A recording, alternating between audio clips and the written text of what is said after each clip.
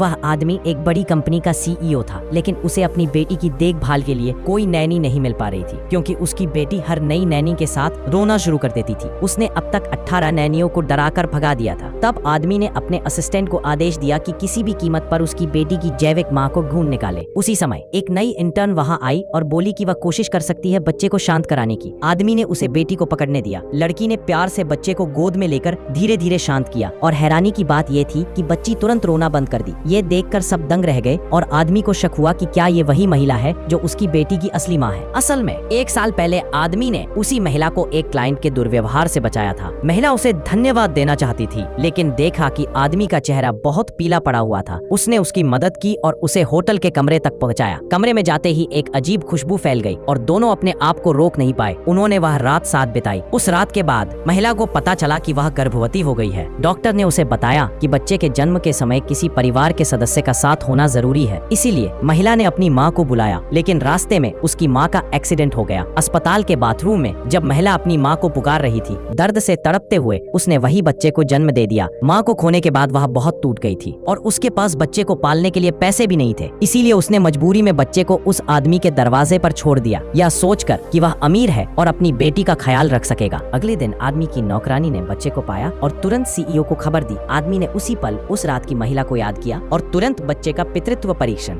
DNA test करवाया। जब ये पक्का हो गया कि बच्ची वास्तव में उसकी ही बेटी है, तो उसने अपने असिस्टेंट को आदेश दिया कि उस महिला को हर हाल में ढूंढे। साथ ही उसने एक डिजाइनर से कहा कि बच्चे की माँ के लिए हीरो से जड़ा हुआ शादी का लहंगा तैयार करे, क्योंकि वह उसे खोजते ही शादी का प्रस्ताव देना चाहता था। उधर महिला अपनी माँ के लिए कब्र की जगह खरीदना चाहती थी, लेकिन उसके पास पैसे नहीं थे। पैसे कमाने के लिए उसने एक बड़ी कंपनी में नौकरी कर ली, लेकिन यह देखकर हैरान रह गई कि उस कंपनी का सीईओ वही आदमी था। जब सीईओ ने देखा कि वही महिला उसकी बेटी को तुरंत शांत कर सकती है, तो उसने उसे अपनी पर्सनल सेक्रेटरी बना लिया। जब महिला ने सुना कि उसकी सैलरी $50,000 प्रति माह होगी, तो वह बहुत खुश हुई। काम खत्म होने के बाद आदमी के दादाजी ने उसे अपने घर ले लिया और बाहर जाने से पहले कहा कि वह बच्चे का ध्यान रखे।